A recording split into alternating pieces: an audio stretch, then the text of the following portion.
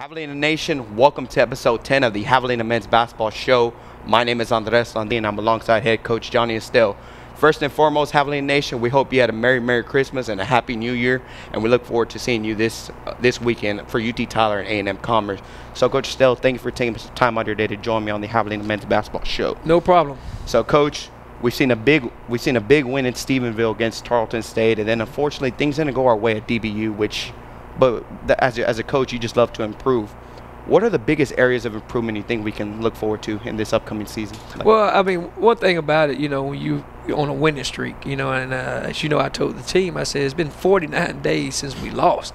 And that's not to be arrogant. That's just to say, man, that's been a long time, the second week of the season, matter of fact. And, so we've gotten away with some things in some of these games that we've won that, particularly we need to clean up. And I think it kind of came to, a head on at Dallas Baptist. I mean, I think we had a very tough game against Tarleton State, as you know.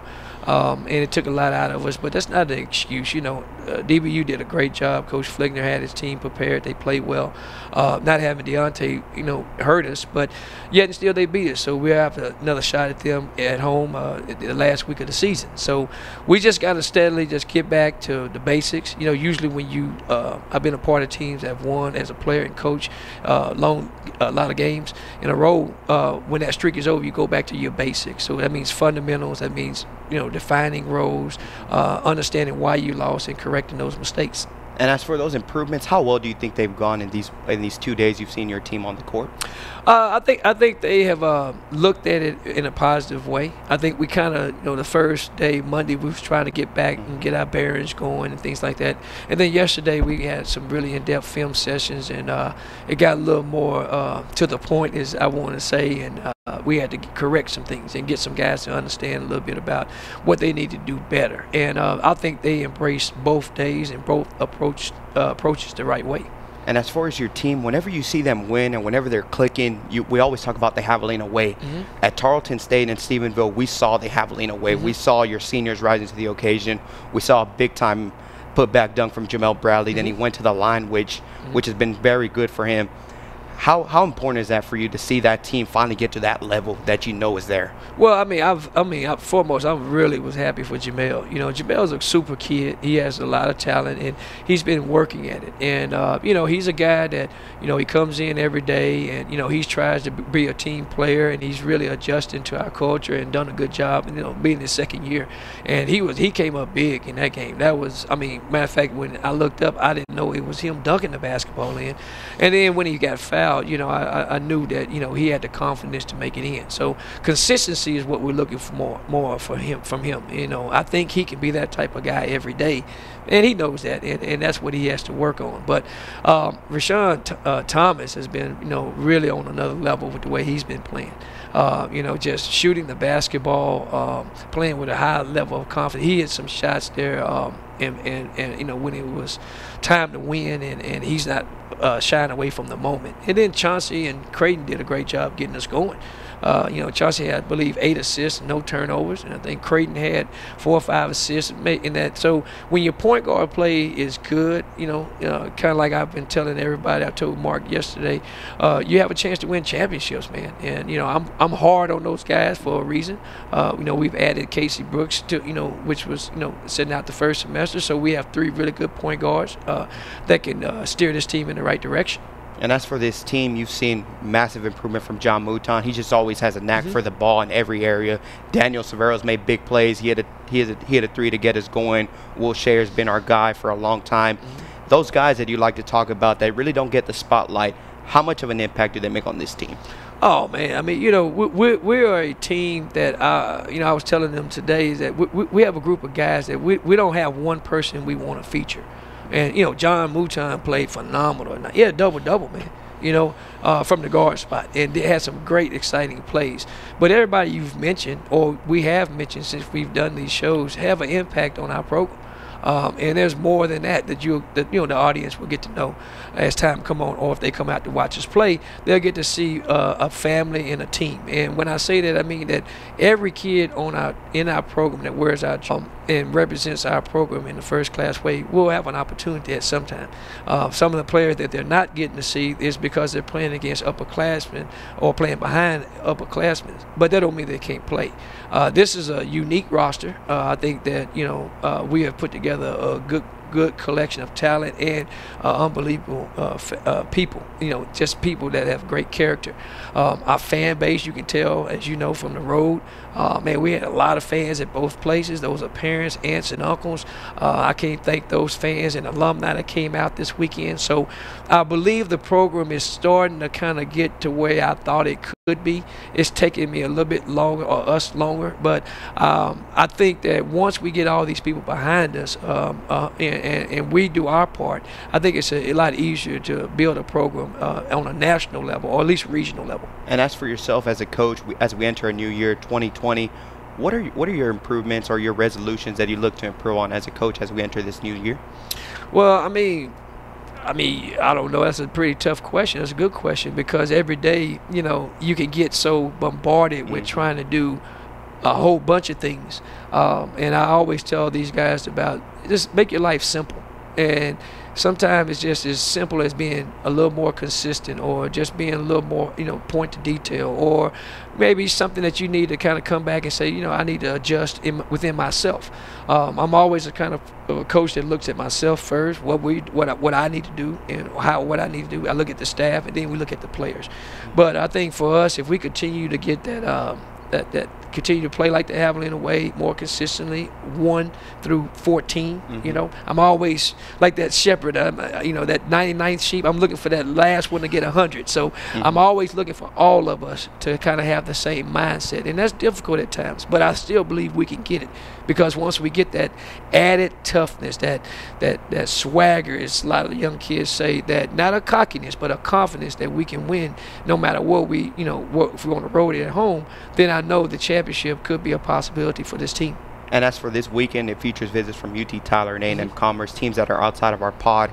How important are these games for us? Oh, they're huge, because you only play these guys. You may play them twice, and that would be in a conference tournament, but when you get one shot at them, for regional purposes and conference purposes, you want to win, especially if it's at home, anywhere. But you want to win at home, because, the formula has always been, it's kind of a unwritten formula, is that, you have to win your games at home and split on the road. Well, we're trying to win every one of them, but definitely we got to win the ones here. UT Tyler is a, well-coached group. They come in, they have an unorthodox, unique style that, we've played a lot of different styles, but they kind of have a different style that we have to be prepared for. And then less than 48 hours, we're playing a very talented and well-coached A&M Commerce team. So we don't want to get to way down the road, because we got to take care of UT Tyler on Thursday. Then after that game is over, as you know, we start on the next opponent, which will be Commerce. Yes, sir. So, Coach, thank you for taking time out of your day, and good luck to you this weekend. Hey, thank you, guys. Go Havs. Javelina fans, welcome back to episode 10 of the Javelina Men's Basketball Show. I'm alongside Jamel Bradley. Jamel is a transfer from A&M Corpus, and he's a graduate from Converse High School. So, Jamel, welcome to the show. Appreciate you for having me on here. Appreciate it. So, Jamel, we've seen you in your second year in Coach Estelle system, and we've seen your minutes increase, and we've seen your role expand. How do you think you've grown accustomed into that role? I think a lot of the growth that I've experienced over this past year has just been with maturity. And last year, I was a little bit immature, and I didn't understand a few things. But over this past summer, I've just been working on just myself and trying to grow myself to become a better young man and a better athlete under this program. And I feel like Coach Johnny Estelle has expanded my mind to realize some of the things I got to open up to within my own life. And so I kind of took this summer to take some growth for myself and just look in the mirror just to see what else I got to work on. And so I think that approach to coming into this year has helped me tremendously, and I think that's a credit to the success I've been having. And we know you're a junior on this team, and we've seen a lot of senior production, like with Chauncey Thomas, John Mouton, Rashawn Thomas. How have they helped you in this system in your second year with Coach Estelle? Just always trying to take advice from them, always trying to ask questions, asking their perspective on what they want to see out of me. I'm always just watching just to see how hard they work each and every day, and just try to take pages out of their notes. And with that being said, I feel like I've done better on the court. I feel like I'm learning the offense better, knowing where I'm supposed to be on defense, and just knowing just the things that Coach Estelle wants. And I learned those from those guys day in and day out in practices and workouts and just all the way around, just in our atmosphere and our environment. And as for this team, we're 6-1 in conference, 10-3 on the year, and I think we can improve in a bunch of different areas. Absolutely. But how excited are you with where this team is at? I'm actually very excited. I feel like this year we've taken tremendous growth since last year, and I feel like some of the pieces we have this year have helped us improve dramatically. And I feel like this year is overall we're feeling like a family for once. And I feel like with that connection we have amongst each other, I feel like that's helped us on our play on the court as well. And as for this team, next year you'll be a senior, which is pretty awesome. Congrats to you, Jamel. Yeah, I appreciate that. Thank you. When Coach Estelle's recruiting this upcoming summer for the next upcoming season, what are your advice to the people that think about choosing Kingsville as their next destination? Just for people that think about Kingsville for the next destination, I feel like they should see what Coach Estelle wants, and I feel like they should see the amount of success he wants for his players, whether that's on the court or off the court. And I feel that that's one thing I have learned from Coach Estelle this year, is that he really wants the best out of you, and he really wants you to be successful, and that's all he wants. That's what he wants us to do. I feel like sometimes guys in practice may take what he says wrongly, but it's all out of love, and it's just because he wants us to work so hard and just be so dedicated to just be the best we can be. And that's one thing I've taken from him, and that's helped me in my growth and development as well. And you're my guest on this show, and I'd like to conclude everything with a fun fact. Is there any fun fact that you think Javelina Nation should know about you? Fun fact, I wear a size 16 shoe. And a lot of people love to make little jokes about it, but I'm all cool with it. But yeah, I wear a size 16 for a shoe size, just in case y'all ain't know. And maybe they could hook you up with a sneaker somewhere, right? A fan? Yeah, some bread ones would be nice for my birthday. Sounds good. When's your birthday? April 22nd. Oh, it's already coming up? How old will you be in this year? 22. Sounds good. All right, Jamel, good luck to you against UT Tyler and A&M Commerce this weekend. Yes, sir. Thank you for having me. Appreciate it. Yes. Javelina fans, welcome to episode 10. Well, welcome back. I'm here alongside Coach Craig Nicholson of the TAMUK softball team. So, Coach, thank you for taking time out of your day. It's a pleasure. Absolutely. So, Coach, after looking back on last season and how historic it was, what is the number one thing that you'll take away from that season? Well, I think just the progress of growing as we went through the season. Obviously, we started off the season, unranked, not high expectations, at least outside of our locker room. And I think those grew as we went through the season, and it was good to see our players have a chance to experience that. And I think as we move forward, it's something that we could definitely build on with this program. And as for your leaders that you lost, which was like Roxy Chapa, Victoria Grunar, Sabarillo, hopefully I said that right, sorry. But as for those girls, how did they help these girls that are entering their second year or third year in your program? How impactful were they? I think the biggest thing was just going out and doing things right every day. Whether it's practice, game day, I think they did a really good job of just kind of controlling the things that they could control. Taking things one pitch at a time and really having quality days of practice. And I think that's probably the biggest thing that our younger group could take away from the way they went about doing things, was just they were just professional in the way they carried themselves and what they did. And obviously that part we'll miss, and we got a new group, I guess, of leaders, and those people got to kind of take the ball and run with it. And as for this season, what are your expectations for this team with all the returners, with your pitching staff right where it needs to be, your infield, your outfield? What are your expectations for this team? Well, I think our program right now is at a point where our goal is to win a national championship. And it doesn't mean if you don't do that, everything's a failure and that kind of thing. But when you talk about what are your expectations and where do you want to get to, that's the next step for us as a program. And, we had a really good fall practice, and we're excited about what lies ahead for us. And that's the next step. I mean, where else do you go from what we did last year other than finishing off? And as for this season, what is your mission statement for this team? Whether it be winning a championship or just growing as individuals, or you as a coach, like what's your mindset heading into this season? Well, I think the biggest thing for us is, to buy into the process. It's a growth process as you go through 4 months, 5 months of a season.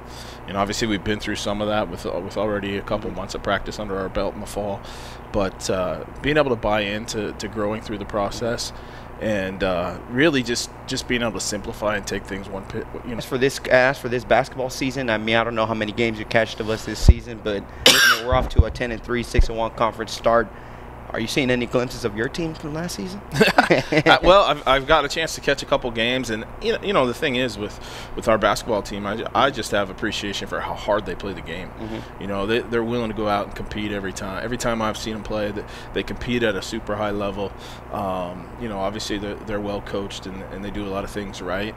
And basketball is a funny game. Some nights the shots just don't fall right, but I think they're fun to watch. I think, ideally the support in this community grows. It's kind of what happened with us last year. As we went through and had success, the community started to come out more and more, and I hope that our basketball team has a chance to experience something similar as they continue to move through this season. Obviously they're off to a good start, and hopefully they can keep it rolling, keep growing, and have a chance to experience something similar at the end of the year. Yes, sir. Well, Coach, thank you for taking time out of your day to join me on the Javelina Men's Basketball Show. Javelina Nation, Coach Nicholson. Javelina Nation, that'll conclude episode 10 of the Javelina Men's Basketball Show. Once again, my name is Landin, and I'd like to say thank you to my guests, Coach Estelle, Jamel Bradley, and Coach Nicholson of TAMUK Softball. Javelina Nation, once again, I hope you had a Merry Christmas and a Happy New Year, and we look forward to seeing you this weekend as we face UT Tyler on Thursday and Texas A&M Commerce on Saturday. Once again, my name is Landin, and go Have.